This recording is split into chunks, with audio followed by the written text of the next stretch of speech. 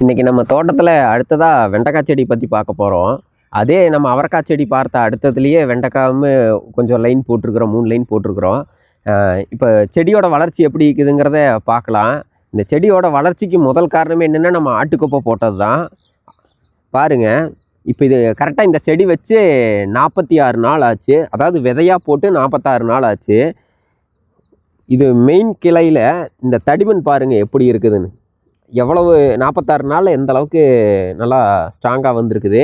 அதில் முதல் ஒரு கிளை ஒன்று வந்திருக்குது 1, இதில் 2, அதே மாதிரி இந்தல்ல ஒன்று 3, அந்தல்ல ஒன்று 4, இதில் இருக்கிறது ஒரு 5 கிளை இப்போ வரைக்கும் வந்திருக்குது. அது போக பூ பிஞ்சு பாருங்கள் 5, இதில் 1, 2, 3, 4, 5, இதில் ஒரு 5, ஒரு 10 பிஞ்சுக்கு மேலே.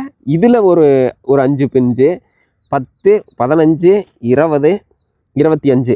அதாவது இது நல்லா ஒரு கிளை விட்டு நல்லா நம்மளுக்கு வெண்டைக்காய் செடி நல்லா வந்திருக்குது. இதுக்கு மெயின் காரணம் என்னென்னா, நம்ம வந்து நல்ல உரம் கொடுத்து சரியான டைமில் வந்துட்டு மருந்தடிக்கிறது. இதுக்கு மட்டும்தான். நம்ம செடி எந்த அளவுக்கு பராமரிக்கிறோமோ அந்த அளவுக்கு நம்மளுக்கு மகசூல் கிடைக்கும். பாருங்கள், வாங்க அடுத்ததாக நம்ம கத்திரிக்காய் செடியை பற்றி பார்ப்போம்.